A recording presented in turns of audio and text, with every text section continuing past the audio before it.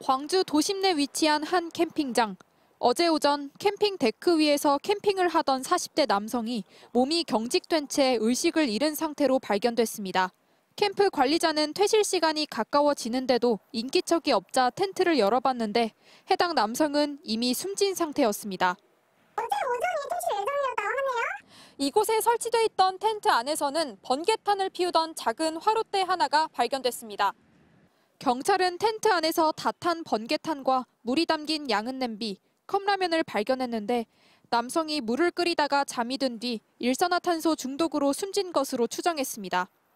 지난 3년 동안 캠핑장에서 가스가 새거나 폭발해 생긴 사고는 27건인데 이 가운데 4분의 1은 일산화탄소 중독이었습니다.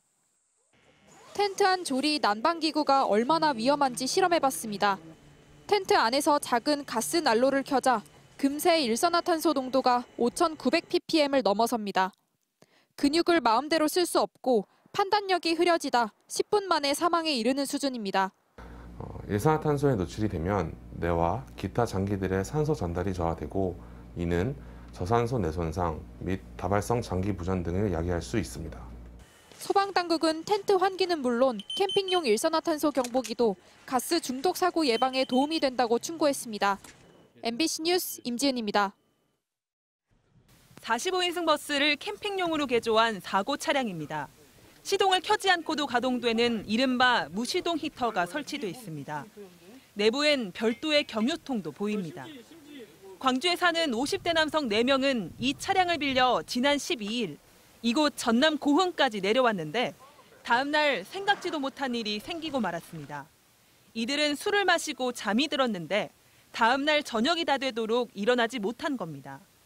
한 명이 간신히 깨어나 일행을 깨웠지만 한 명은 이미 숨졌고 또 한 명은 의식 불명인 상태였습니다. 자기도 이제 오바이트도 하고 머리도 아프고 그래서 이상하다. 그렇게 해서 차를 세워놓고 확인을 하니까 그때 이미 한 분은 사망해 있고.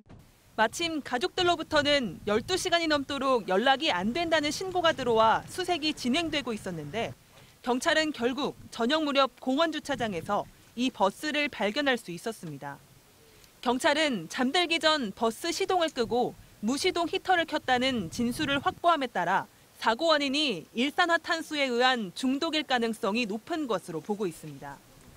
실제로 작년 1월에도 인근 지역에서 역시 버스를 개조한 캠핑카를 이용해 숙박을 하던 일가족 5명이 일산화탄소에 중독되는 사고가 발생하기도 했습니다. 밀폐된 공간에서 부탄가스를 사용하게 되면 그 연소하는 과정에서 일산화탄소가 발생을 해요. 우리가 느낄 수가 없단 말이에요. 냄새도 못 맡고. 소방당국은 일산화탄소 중독을 예방하려면 휴대용 가스 경보기를 갖추고 주기적인 환기를 해야 한다고 당부했습니다. MBC 뉴스 조희환입니다. 요즘 캠핑이나 차박 즐기시는 분들 많아졌는데 난방으로 인한 사고가 자주 발생하고 있습니다. 실제로 난방기에서 뿜어져 나오는 일산화탄소로 인해서 15분 안에 사망에 이를 수도 있다는 실험 결과가 나왔습니다. 조민희 기자가 전해드리겠습니다. 지난 5월 강원도 횡성의 한 캠핑장에서 텐트에서 잠든 일가족 3명이 숨진 채 발견됐습니다. 거실형 텐트 안에서 발견된 화로엔 타다 남은 숯이 담겨 있었는데 가족의 사인은 일산화탄소 중독이었습니다. 이처럼 캠핑용 수타로를 텐트 안에서 이용하면 얼마나 위험한지 일산화탄소 농도를 측정해봤습니다. 불과 15초 만에 경보음이 울리더니 15분도 안 돼 일산화탄소 농도가 1,600ppm을 넘습니다. 2시간 이내에 사망에 이를 수 있는 수치입니다. 일산화탄소는 무색 무치다 보니까 사람이 인식하지 못하는 사이에 사망할 수 있습니다. 텐트나 자동차 같은 곳에서 사용하면 더 위험할 수 있습니다. 최근 차박 쪽에게 큰 인기를 끌고 있는 무시동 히터에서 배기가스가 누출됐을 경우도 가정해봤습니다. 산소 농도가 평균치 21% 아래로 급속히 낮아집니다. 우리 몸에 산소를 많이 필요로 하는 뇌, 심장, 근육 등에 산소를 전달하지 못해 결국은 질식에 이르게 할 수 있습니다. 지난 4월엔 충남 당진에서, 지난달에는 경남 합천에서 캠핑을 즐기던 60대 부부가 난방기에서 누출된 일산화탄소 중독으로 각각 목숨을 잃었습니다. 한국가스공사 조사 결과 최근 5년간 일산화탄소 중독 사고는 42건, 사망자는 28명입니다.